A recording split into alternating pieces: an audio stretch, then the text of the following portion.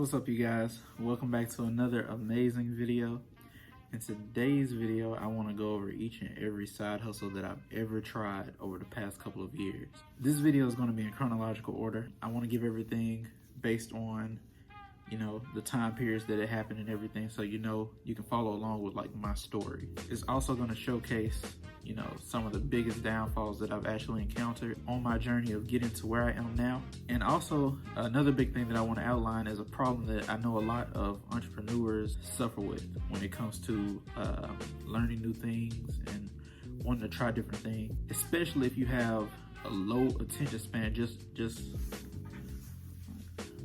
But before we get into the video, make sure that you smash the like button, make sure you hit the subscribe button, and I want you to leave a comment just talking about something that you're interested in, some type of business that you're interested in, or maybe a major that you're interested in college. So our first topic is, I started learning about trading straight out of high school.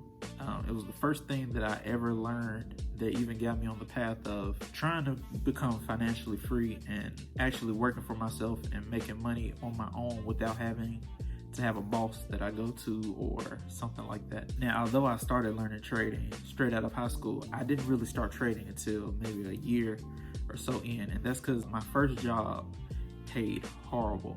I was getting $800 a month max.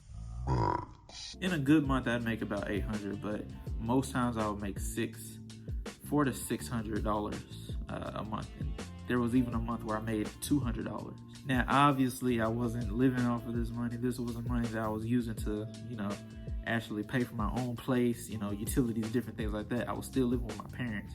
However, it still wasn't enough because I still had to pay for my own food. I still had to pay my own phone bill, different things like that. I guess looking back on it, I could have cut some expenses at some places, but I also believe that there's a time when if you're cutting too many expenses, you can end up hurting yourself more than helping yourself.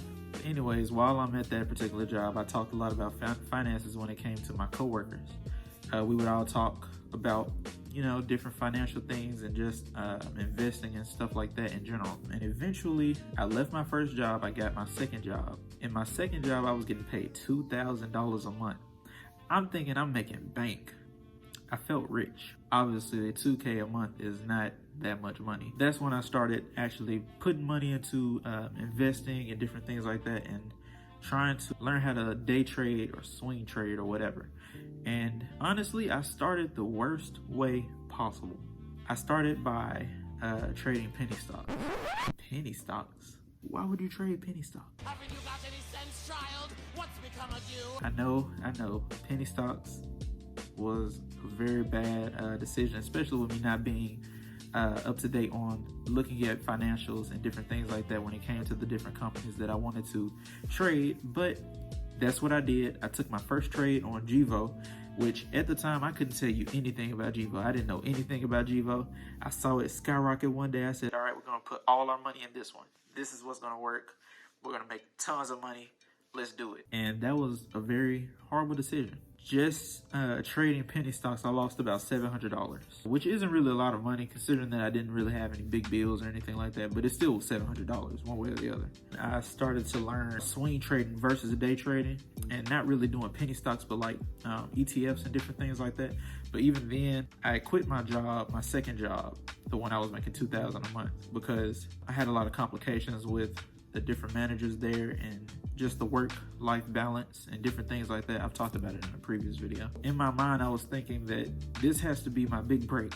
This has to be the thing that, pushes me out there and I'm able to, do great things or whatever. And obviously that's not how it works. So I ended up losing an additional $200 before I went on and I just put down Robinhood. I said that I needed to do more research on the different things that I'm going to do. And also trading in general, I didn't like the emotions that I had behind trading, although I do know now that it all stemmed from me not having a job and putting too much expectations on creating an income through trading. In my search for something new for me to do, something that I could work on that I felt would be more solid, that's when I stumbled on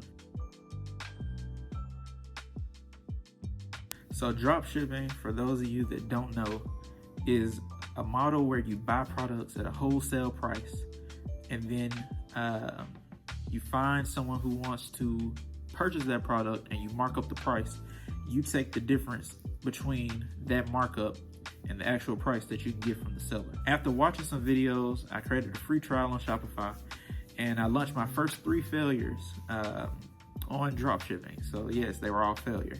So some may argue that this practice is unethical because you're selling a Chinese product most times to someone at higher than what you bought it for. But in all honesty, everything around you is exactly like that. If you pick up pretty much any piece of clothing, you'll see made in China, made in Taiwan. So my first store was complete trash. It was a general store. It was called Free Your Mood. I don't know why I named it that, but I was like, yeah, Free Your Mood, I like that. I had horrible stock images.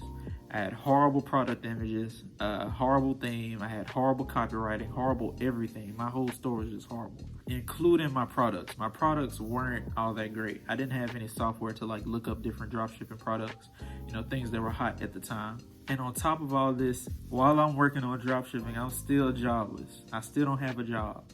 And I'm thinking this has to be my big break. I'm putting a lot of stress on myself to create something out of basically nothing. Of course, as a smart person, I saved up money from my last job, so that's how I'm able to sustain. And I also worked Uber to continue to put more money into my pocket. I still wanted some extra cash so that I can continue to put more money into like running the Facebook ads and different things like that. So while I'm doing dropshipping, I got into retail arbitrage. Can be very broad or even very basic. It just depends on what it is that you want to do with it. So for me, technology has captivated me throughout the entirety of my life.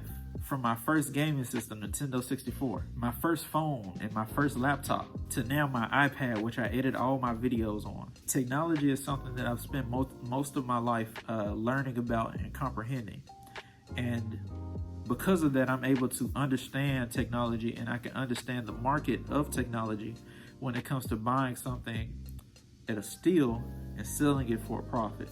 And when you know the market, it puts you in the best position possible to be able to find the greatest profit margins. For example, I know that Apple devices tend to have a very slow depreciation rate because everybody wants an iPhone. They don't care how old the iPhone is, everybody wants an iPhone. Versus Androids, there are plenty of different Androids. You have LGs, you have ZTEs, you have Motos. Nobody really wants an Android because everyone has an Android. When it comes to iPhones, it's seen as more of an elite type of group. So because of that, the depreciation rate is very, very slow. And on top of that, if you know how to negotiate, then you can really increase your profit margins by a lot, because you'll be able to talk people down based on maybe the device has a chip on it, or like it's cracked on the side or something like that. On top of that, you can also find great deals with things that are just labeled incorrectly, like on Facebook Marketplace or Craigslist. Sometimes people don't know exactly what they have.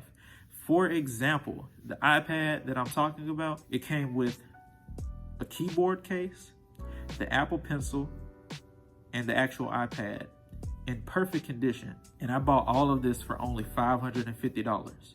Now, for those of you that don't know, the 12.9 iPad is $1,000. The Apple Pencil is an additional $129. And the keyboard case is normally about $80 to $120. So as you can see, I saved a lot of money buying this from someone who didn't really realize what they had. But unfortunately, great deals like this one and any other deal that I've ever purchased don't just come up all the time. So if I really want to achieve my goal of becoming a digital nomad, I needed to do something different. Because remember, I want a life where I'm free to do anything that I want to do. I can live my life by my own means.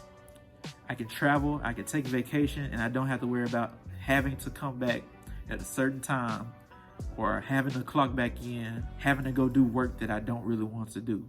I dropped both retail arbitrage as well as drop shipping. So in my continued pursuit, I found a business that I can run by myself as a service that I offer to others.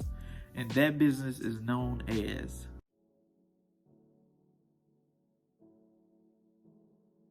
In a world where electronics are taking over our everyday lives, technology is constantly evolving. We have computers that fit in our pockets, ways to communicate across the world in mere seconds, cars that can drive themselves, and even the invention of social media. Social media has become an integral part in almost everybody's life, and it has even cultivated how people think and how different people market different products that they have towards other people. If you don't know what I'm about to talk about yet, which you should by the last title, SMA stands for a social media marketing agency. So this is also referred to as a digital marketing agency.